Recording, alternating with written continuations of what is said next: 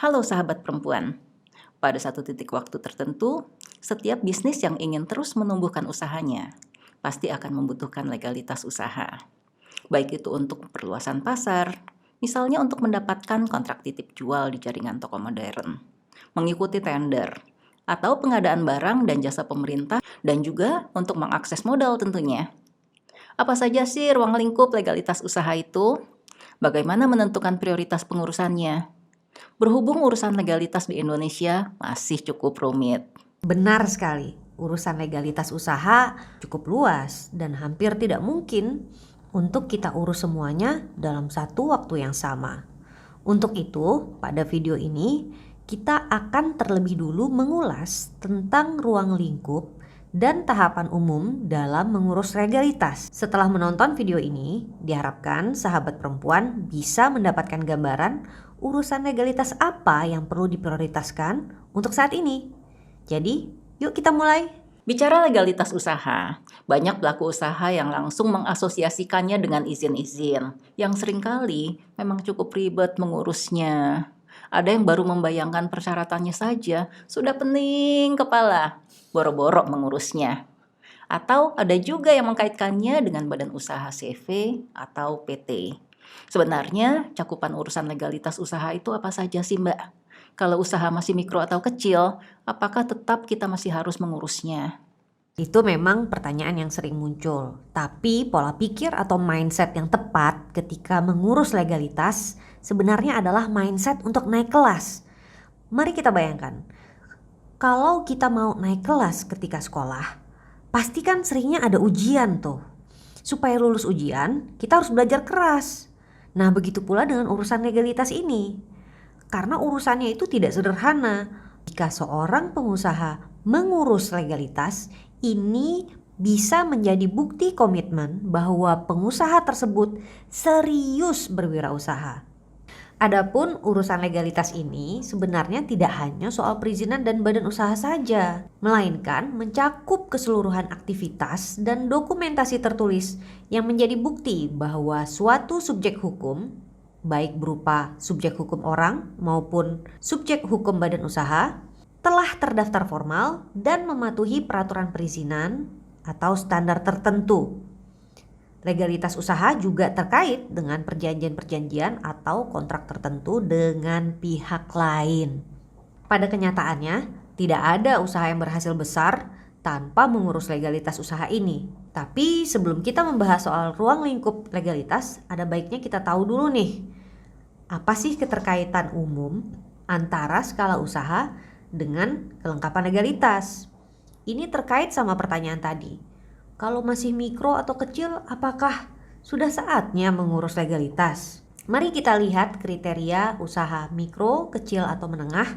Menurut undang-undang tersebut, didefinisikan bahwa berdasarkan kriteria omsetnya, usaha mikro adalah usaha yang omsetnya sampai dengan 300 juta per tahun. Usaha kecil adalah yang omsetnya di atas 300 juta sampai dengan 2,5 miliar per tahun.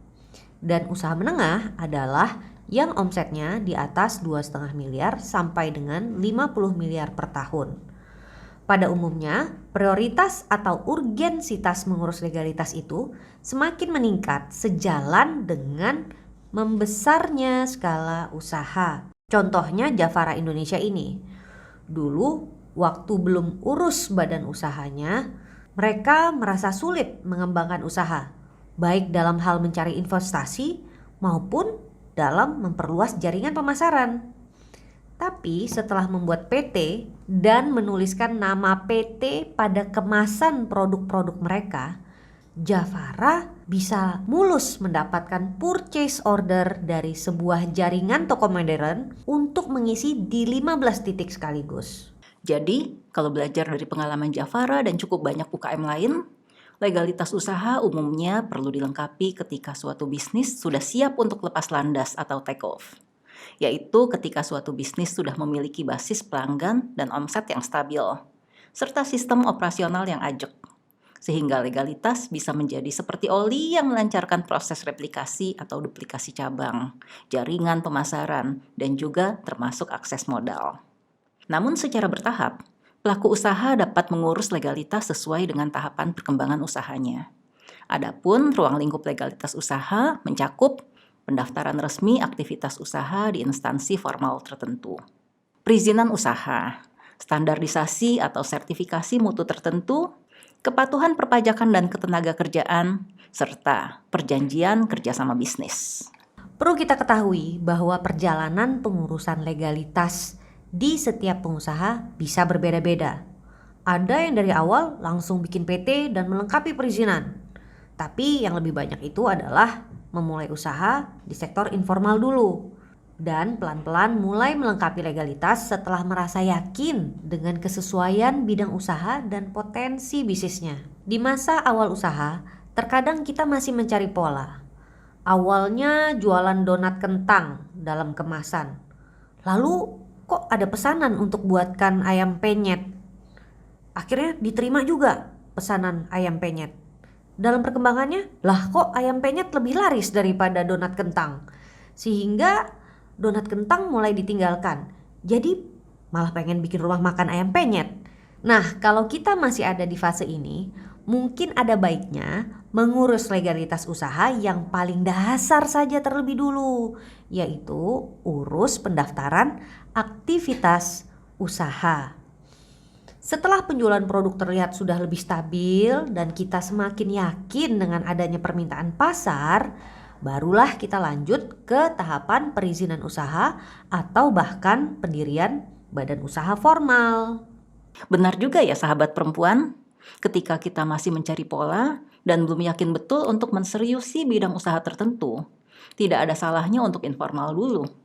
Karena mengurus perubahan dokumen-dokumen legalitas itu tidak sederhana juga prosesnya, dan bisa juga memakan waktu, serta tentunya memakan biaya juga mungkin ya. Jelas, paling tidak untuk biaya transportasinya bolak-balik dari ragam kantor perizinan. Lagi pula, kita bisa bertahap mempersiapkan diri untuk mengurus legalitas. Ketika masih di fase memulai dan skala usaha masih mikro, bisa prioritaskan urus NPWP dan pendaftaran usaha dulu saja. Pendaftaran ini lebih sederhana karena tidak ada proses pemeriksaan. Cukup daftar saja dan dapat surat keterangan deh. Ragam surat pendaftaran usaha di Indonesia yang paling umum adalah 1. Surat keterangan usaha dari kelurahan atau kecamatan setempat. 2. Izin usaha mikro kecil dari oss.go.id atau sertifikat register UMKM dari Kementerian Koperasi dan UKM Republik Indonesia melalui menu registrasi usaha di ukmindonesia.id. Sekarang mari kita lanjutkan. Sejalan dengan meningkatnya omset dan rasa yakin kita untuk membesarkan usaha tertentu, barulah kita alokasikan waktu dan energi untuk mengurus pendirian badan usaha dan melengkapi perizinan usahanya. Dan jika kita berhasil menjadi lebih besar lagi ke skala menengah, di mana omset kita sudah di atas 2,5 miliar per tahun, maka sebaiknya kita juga mulai memenuhi kepatuhan terkait ragam peraturan perpajakan dan ketenaga kerjaan. Dari kewajiban menyetorkan pajak karyawan misalnya, pemberian gaji sesuai UMR, pendaftaran BPJS Kesehatan dan BPJS Ketenaga Kerjaan, dan lainnya. Supaya seru, mari kita akhiri video ini dengan ilustrasi kasus saja yuk. Yuk, ini ada kasus menarik. Kebanyakan pelaku usaha memulai usaha secara perorangan dan informal. Misalnya saja, ilustrasi Ibu Happy yang memulai usaha jus untuk membantu dirinya sendiri dan kerabat dekatnya untuk hidup lebih sehat dengan mengganti kebiasaan konsumsi minuman milkshake dengan jus yang ia beri nama Happy Juice. Bu Happy menawarkan jus dengan membawa sampel ke kantor dan mempromosikan ke kerabatnya melalui WhatsApp dan Instagram. Ternyata penjualan yang dihasilkan lumayan dan ia berpikir untuk menseriuskan usahanya dan mulai menggalang kemitraan untuk memperluas pemasaran. Dari beberapa mitra yang berminat, tak sedikit yang bertanya mengenai soal legalitas. Berikut ada beberapa contoh pertanyaan nih dari calon mitra Bu Happy. Sudah ada izin edar PIRT, BPOM, atau sertifikat halal produknya gak Bu? Soalnya ini produk tangan. Saya ingin yakin dulu nih bahwa produknya aman. Contoh berikutnya, kalau saya minat menanam modal jadi investor, bagaimana perjanjiannya? Pembagian saham dan bagi hasilnya seperti apa? Uangnya disetor ke rekening bank atas nama pribadi atau atas nama perusahaan?